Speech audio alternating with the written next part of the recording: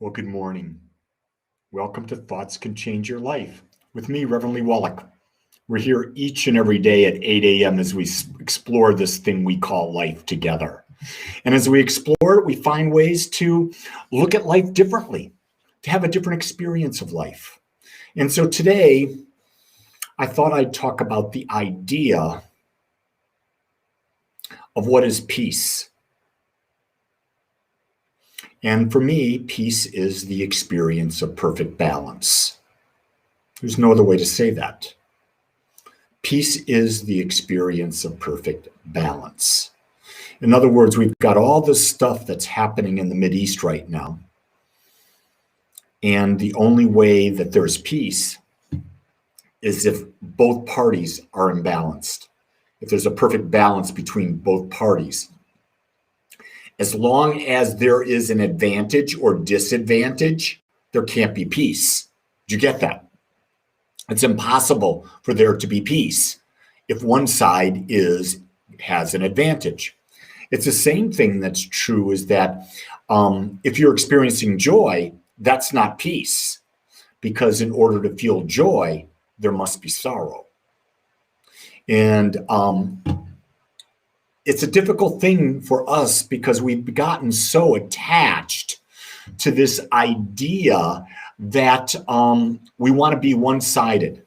We want to have a one-sided life. And that's the opioid of the masses. That's what we've been brainwashed, conditioned into believing. We have been so domesticated into that idea that we can have a one-sided life, that we're in a relationship and that relationship is always going to be blissful.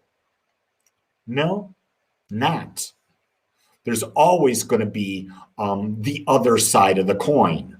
The question is, you can control how you experience both sides. But the idea is, can you be aware enough to understand that the experience of both sides must exist? It must exist. How can you possibly experience health if you don't know disease? You can't, because you take it for granted. You wouldn't have the experience of health if you were always just healthy. And so isn't it funny how as we get older, health becomes a bigger value for us, doesn't it? Because we start to feel a little ache, a little pain, a little this, a little that, and especially if we have been abusing our bodies. And what do I mean by abusing our bodies? When I say abusing our bodies, I mean we have really pounded our bodies with stress. That is probably the single worst thing that we can do for our bodies is the amount of stress we put under it. Because here's what science is showing. 85 to 90% of all illness is caused because of a weak immune system. And what causes a weak immune system? Stress in the body. If we controlled our stress in our body, guess what? Most of the illnesses that people are having won't exist. Just think, what would have happened? What would have happened if at the beginning of COVID, if the whole country or whole world went into meditating twice a day and eliminating stress, and everybody had a healthy immune system? Do you think there might have been a difference? I do. And what would the cost of getting people to meditate be? Oh, there would be no cost. Isn't that fascinating? That's why we have a group that meditates every morning at 7 a.m. and everyone is welcome to join that group. But here's the key to join the meditation group. 2 things you got to do. You got to go get the YouTube or the Zoom link on agapespiritualcenter.com at the calendar. And then you got to click in. It's that simple. It's free. And you're with like-minded people experiencing that. Jean's out there and says, "Hi, daughter. Thanks for joining me." Okay. I hope I'm not your daughter.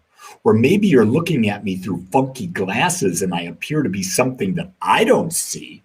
But that could be the balance. That could be peace. There's the male Lee and the female Lee. And Jean is seeing the other side.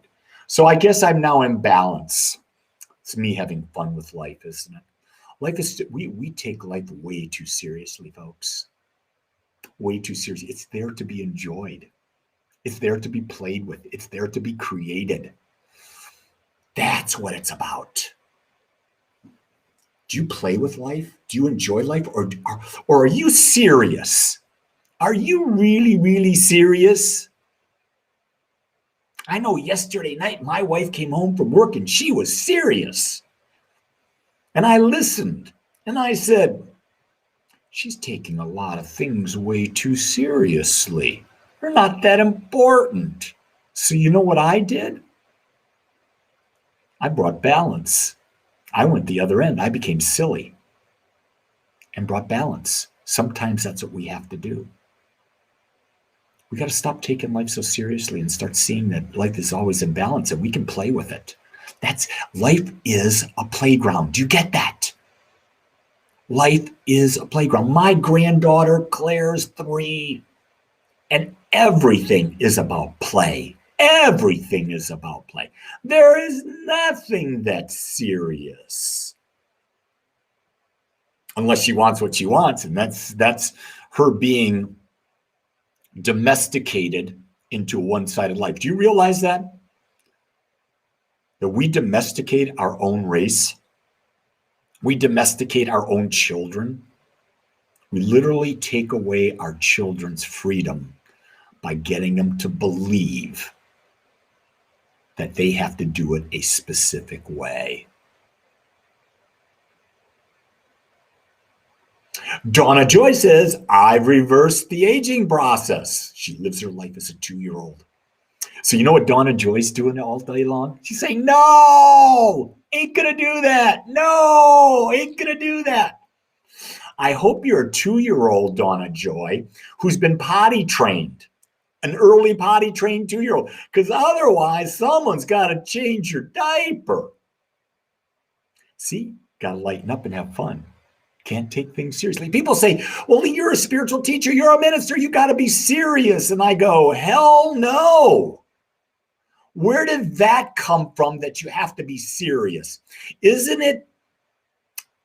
Let me ask you this. What's spiritual? Let me tell you, everything is spiritual.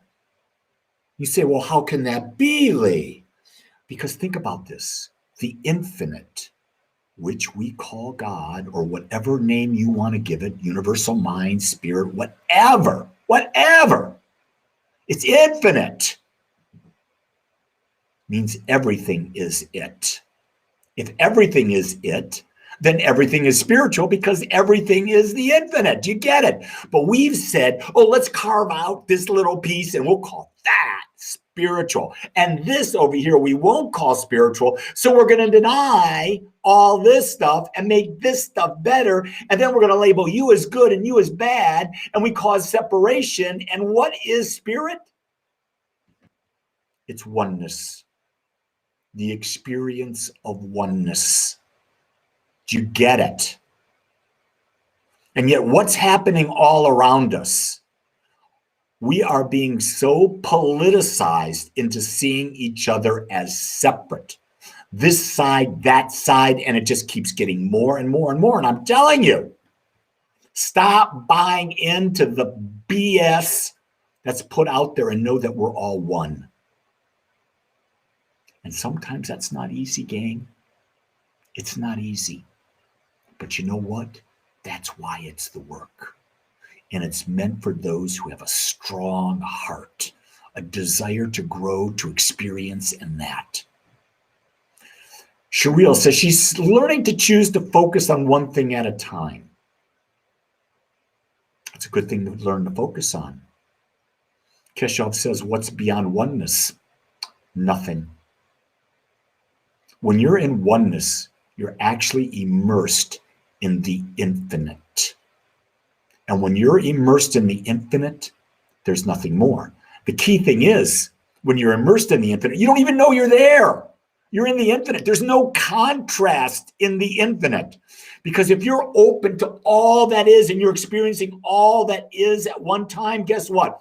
That's perfect balance. That's perfect peace. And peace has no contrast in the infinite. Wow. Power makes balance, Ahmed says. I guess I'd have to know more about why you're saying that. But power means someone's got more than another.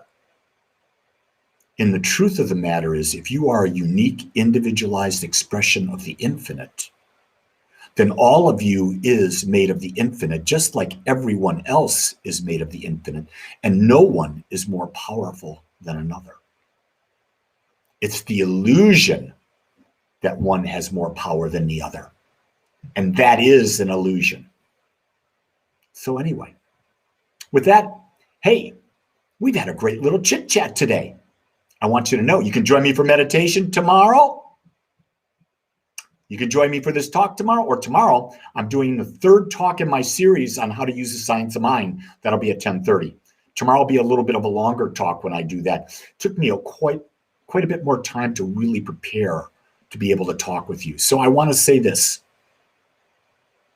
Thank you for letting me be in your life. And for that, I want to say I love you and I accept you just the way you are. Go create your perfect day. Until next time, aloha.